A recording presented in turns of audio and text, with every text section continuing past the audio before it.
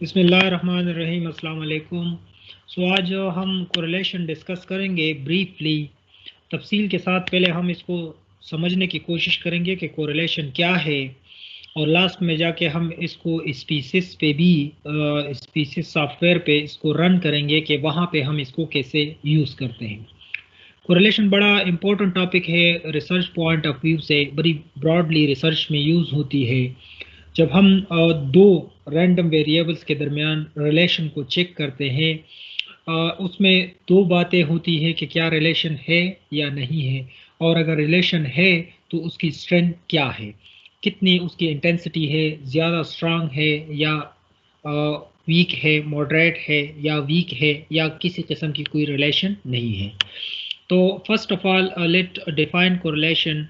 Correlation is used to check whether there is a linear relationship, linear association exists between the two random variables.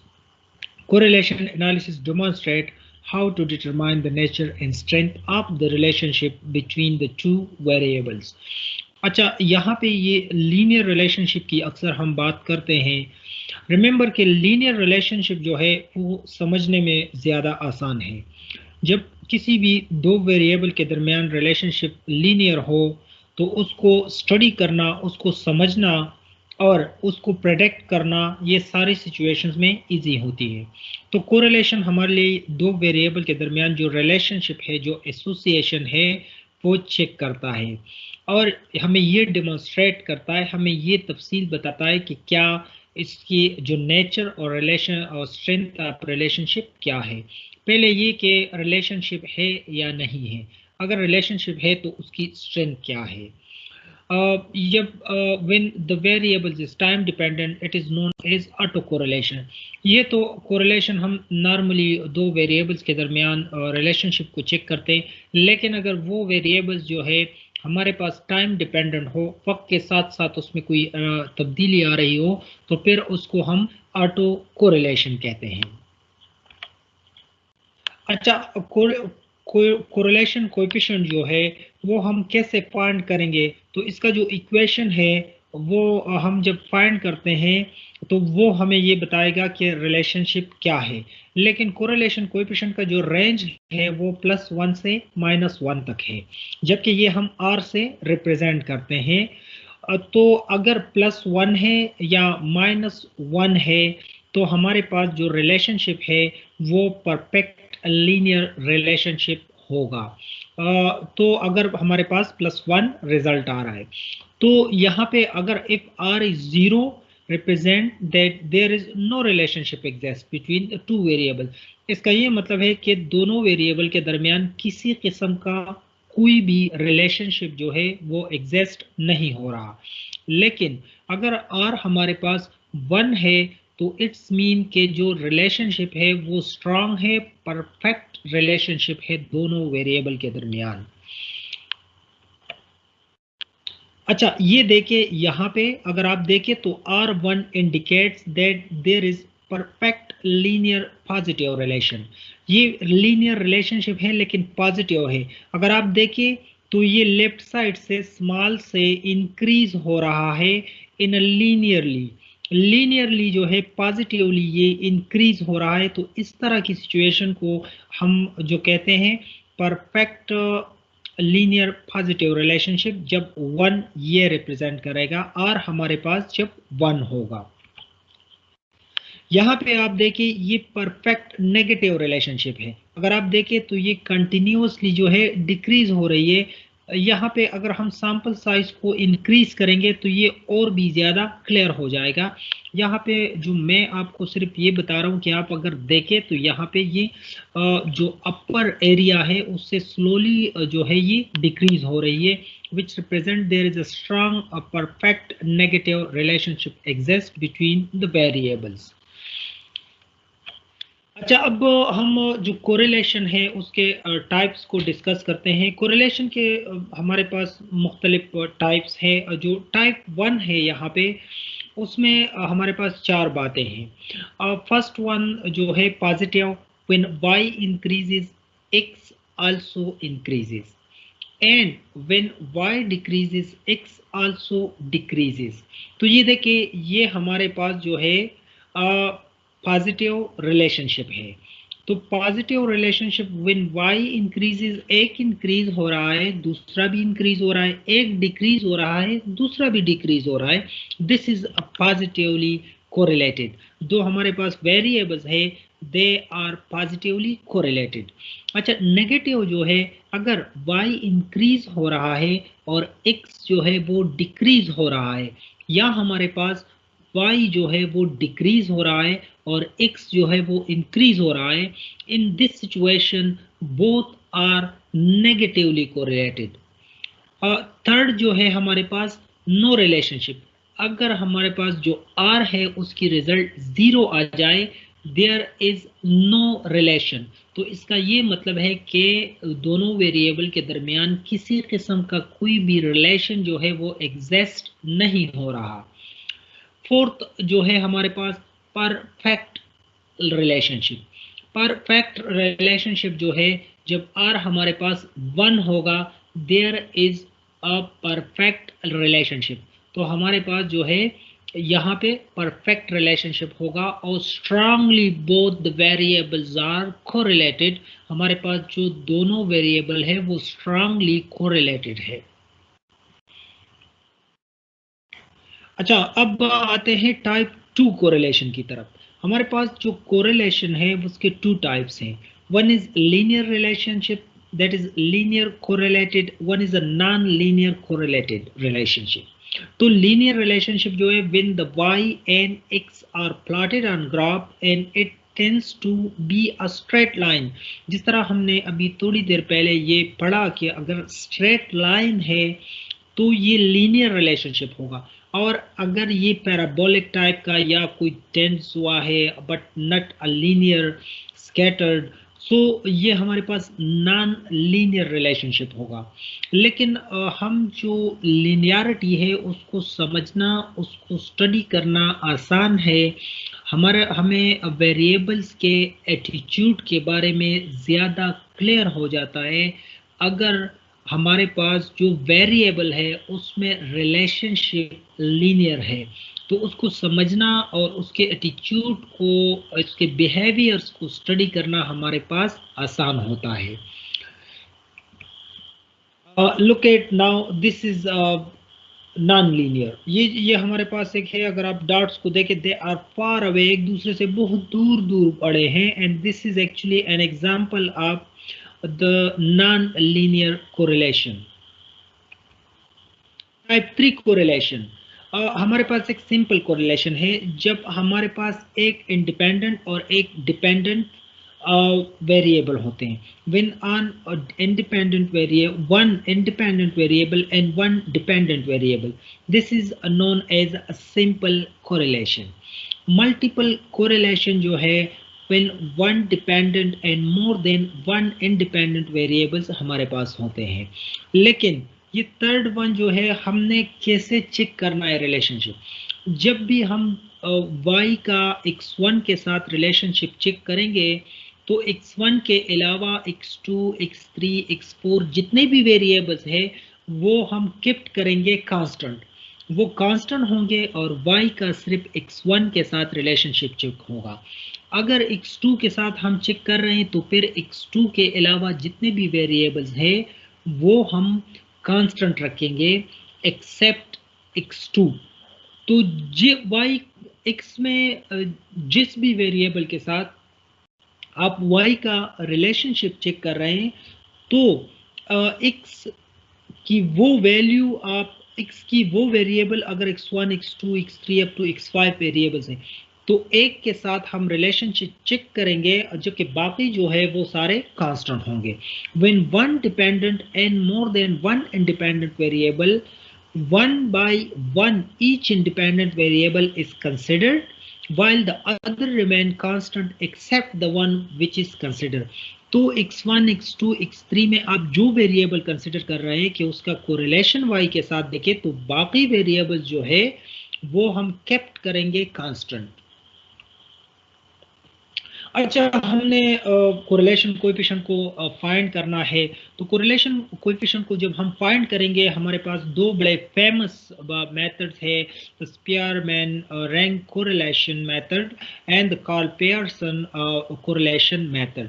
तो ये दो हमारे पास जो methods हैं और हम इसको यूज़ करते हैं, स्पीसीज में भी हम ये मेथड यूज़ करेंगे कि हम आर को फाइंड करें and we check the nature and the strength of relationship.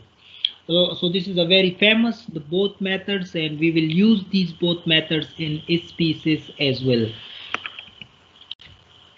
अच्छा, अगर मैनुअली जो है हम पॉइंट करना चाहते हैं, हमारे पास बड़ी कम डेटा है और आप स्पीसीज के बगैर मतलब आप चेक करना चाहते हैं दो वेरिएबल्स के दरमियान, so this is the given equation. ये जो फार्मूला है हम यूज़ कर रहे हैं, इसमें जो नॉमिनेटर में n summation x y minus summation x summation y, ये हमारे पास कोवेरियंस फैक्टर्स है, दोनों का जो डिपेंडेंट है एक्स और वाई के दरमियान जो रिलेशनशिप है दोनों का कंबाइन, जबकि डिनोमिनेटर में अंडर रूट स्क्वायर रूट के अंदर जो है वो दोनों का इंडिविजुअल वेरिएंसेस स्टैंडर्ड डिविएशंस है।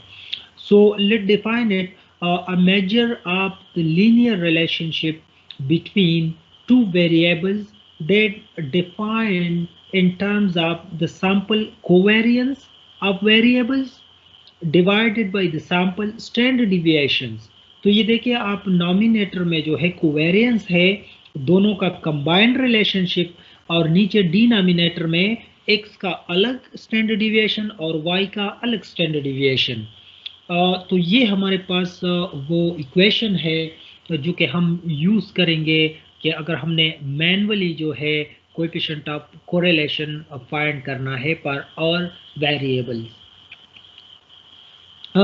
लेट्स लिटिल बिट डेमोन्स्ट्रेट करते हैं, ये जानने की कोशिश करते हैं कि हमारे पास जो आर की वैल्यूज़ आ जाए तो वो हम कैसे डिफाइन करेंगे और उसकी जो इंटरप्रिटेशन है वो क्या होगी। तो जनरली अगर R जो है वो 0.70 से ज़्यादा है या R -0.70 से कम है, तो देखिए अगर 0.70 से ज़्यादा है तो 1 के नज़दीक है, और अगर R जो है लेस है -0.70 से तो -1 के नज़दीक है। तो देखिए जब आपके रिजल्ट अगर 1 के नज़दीक है या -1 के नज़दीक है तो दोनों सिचुएशन में हमारे पास जो रिलेशनशिप है वो स्ट्रांग होती है। अगर this is close to 1, if that's close to -1, but in both situations the relationship will consider as a strongly correlated relationship। Second जो है अगर हमारे पास R की वैल्यू 0 आ जाए या बिल्कुल माइनर सी थोड़ी सी बिल्कुल एग्जैक्टली 0 के नज़दीक आ जाए, सो नो रिलेशनशिप एग्जिस्ट। तो हम कहेंगे कि there is no correlation between between the two variables. तो आपके जो वेरिएबल्स है उसके दरमियान किसी किस्म का कोई रिलेशनशिप एग्जिस्ट नहीं कर रहा। अगर हमारे पास R जो है वो 1 आ जाए तो हम कहेंगे कि परफेक्ट पॉजिटिव रिलेशनशिप। तो हमारे पास जो रिलेशनशिप है वो परफेक्ट पॉजिटिव रिलेशनशिप होगा। अगर R हमारे पास -1 आ जाए तो परफेक्ट नेगेटिव रिलेशनशिप होगा।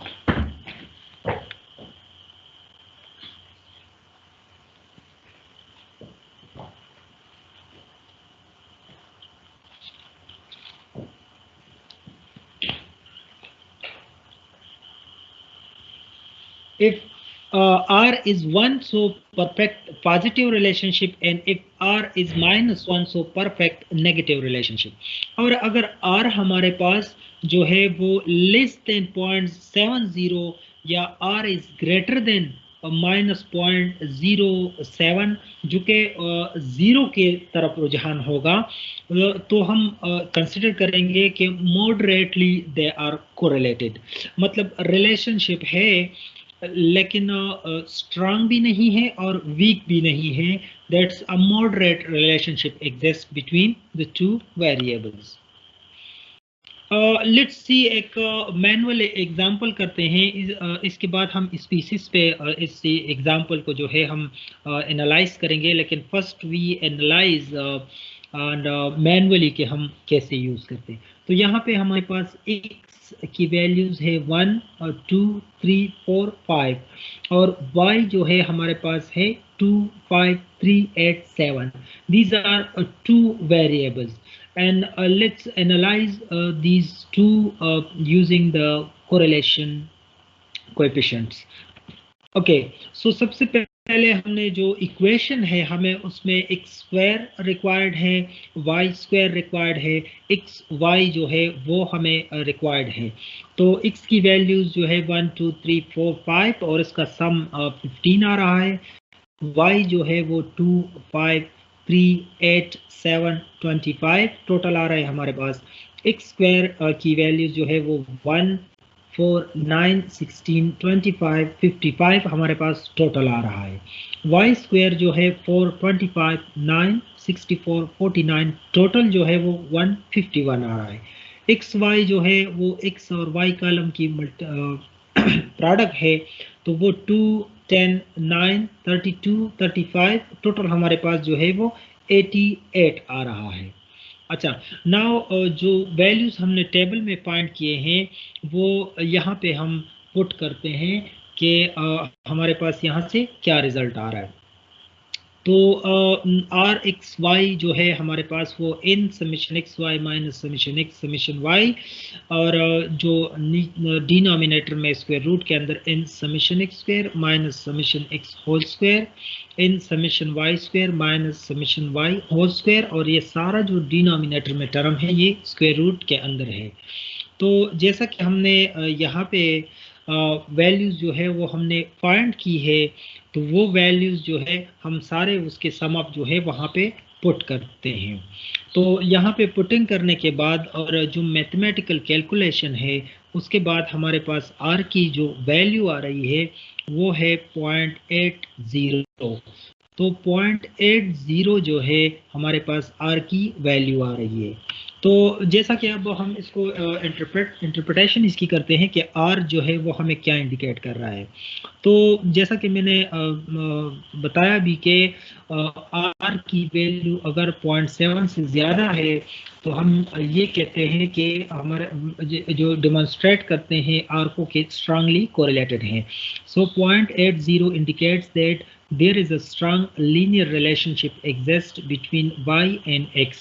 अगर आपके पास y इंक्रीज हो रहा है तो x भी इंक्रीज होगा और अगर x y डिक्रीज हो रहा है तो x भी डिक्रीज होगा.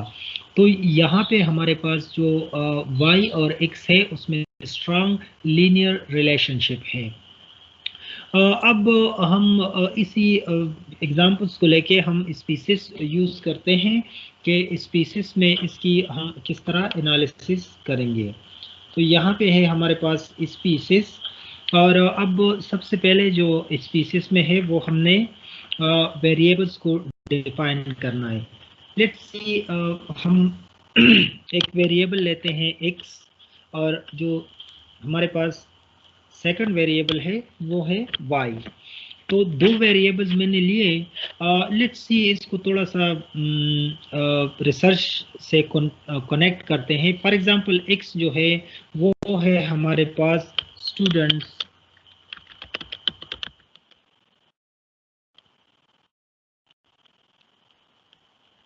स्टडी आवर्स या जस्ट हम इसको कंसिडर करते हैं स्टडी आवर्स. जबकि y जो है हमारे पास जो डिपेंडेंट वेरिएबल है उसको हम कंसिडर करते हैं फॉर एग्जांपल हमारे पास मार्क्स.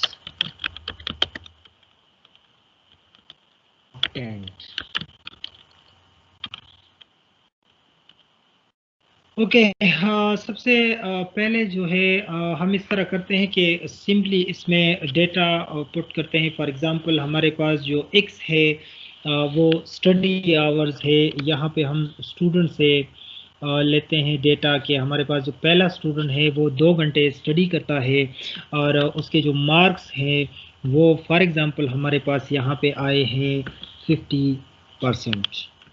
यहाँ पे एक दूसरा स्टूडेंट जो है वो 3 आवर्स स्टडी कर रहा है, उसके मार्क्स आए हैं 60%। यहाँ पे एक और स्टूडेंट जो है वो 5 आवर्स स्टडी कर रहा है और उसके मार्क्स जो हैं वो 70 आ रहे हैं। नेक्स्ट एक स्टूडेंट है वो 6 आवर्स स्टडी कर रहा है और उसके मार्क्स आ रहे हैं 80। यहाँ पे एक और स्टूडेंट जो हमारे पास फॉर एग्जांपल वो 4 आवर्स स्टडी कर रहा है, उसके मार्क्स आ रहे हैं 60। सो 3 आवर्स पर डे स्टडी कर रहा है, उसके मार्क्स है 65।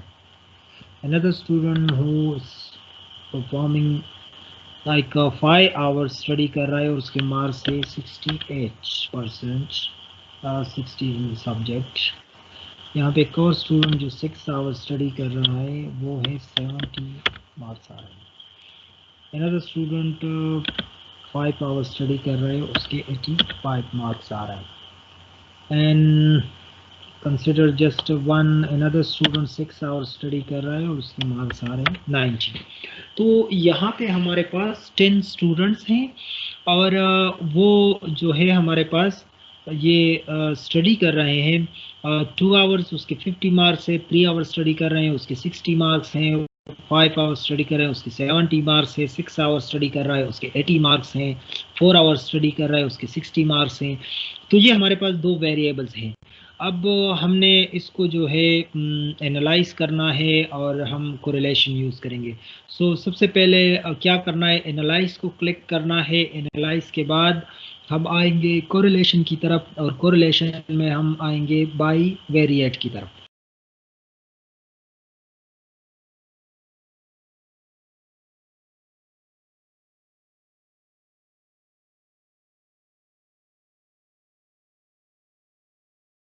हो रहा है कि नहीं, कि उन दोनों वेरिएबल्स में कोई रिलेशनशिप जो है वो एग्जिस्ट हो रहा है कि नहीं। तो ये हमारे पास 2 वेरिएबल्स है। ये हमारे पास जो बाईवेरिएट कोरिलेशन का एनालिसिस बॉक्स है। तो अगेन आई स्टार्ट के आपने एनालाइज क्लिक करना है, कोरिलेशन बाईवेरिएट, और यहाँ पे आपने दोनों वेरिएबल्स को जो है वो शिफ्ट करना है यहाँ पे इस बॉक्स में। अच्छा, तो हमने यहाँ पे आप देखिए ये पेयरसन है, ये स्पेयरमैन है। ये 2 टेस्ट हम अप्लाई कर रहे हैं, ये 2 मेथड्स है। हमें टू टेल टेस्ट भी, सिग्निफिकेंस भी चेक करना है और रिलेशनशिप भी चेक करना है। Means and standardize deviation, standard deviation जो है हमें चाहिए।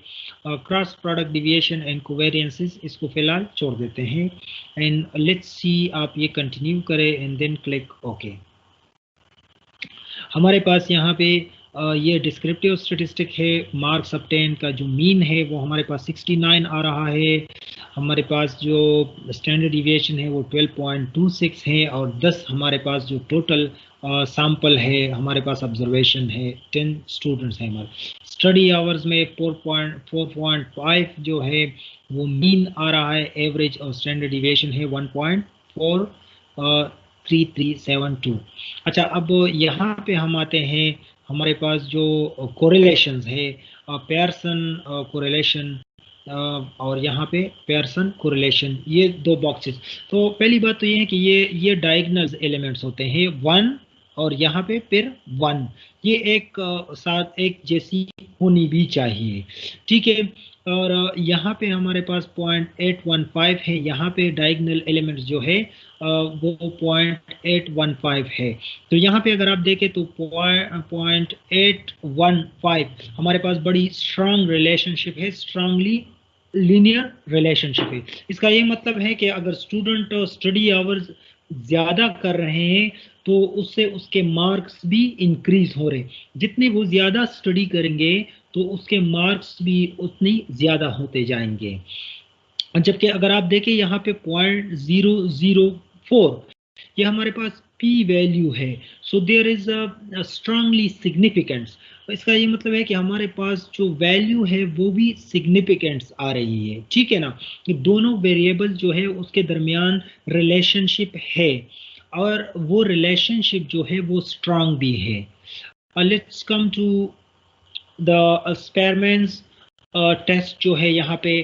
तो यहाँ पे भी आप देखें जो डायगोनल एलिमेंट्स है, ठीक है ना, और वो 10 और 10 और 10 और 10 .856 तो ये हमें बता रहे वहाँ पे हमें 81.81 मतलब आर की वैल्यू जो है वो क्लोज टू 1 थी, यहाँ पे भी क्लोज टू 1 है।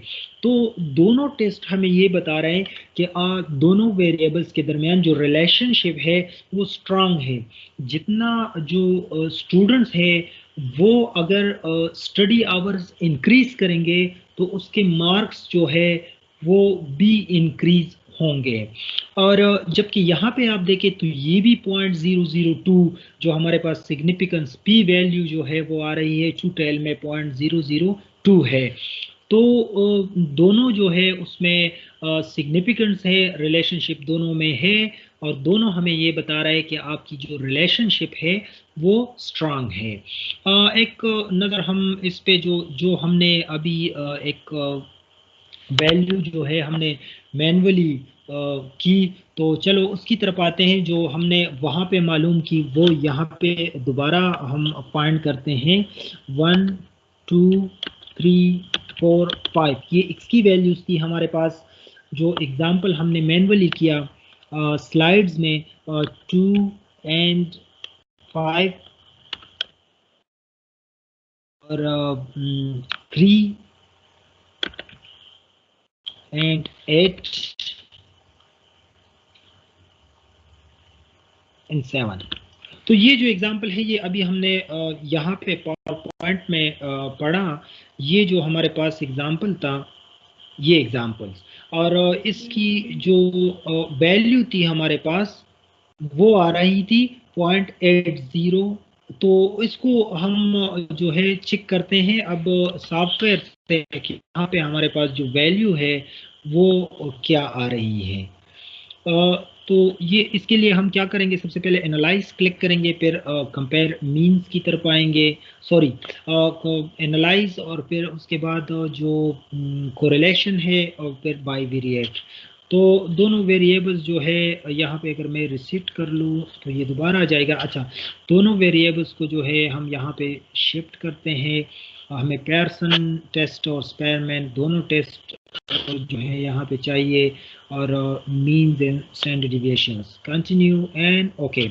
So let's see now, look at here.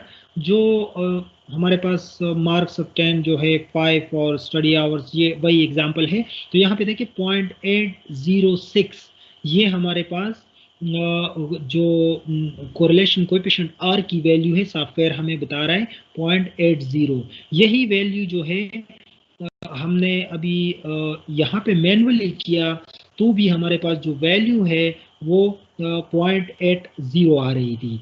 यहाँ पे भी हमारे पास 0.80 आ रही थी, जबकि यही वैल्यू हमने सॉफ्टवेयर से किया तो भी हमारे पास 0.806 आ रही। Thank you very much for watching video. I hope कि ये आप लोगों के लिए रिसर्च में भी हेल्पफुल होगी और आप लोगों ने इससे कोरिलेशन के बारे में सीखा होगा। Once again thank you very much for watching video.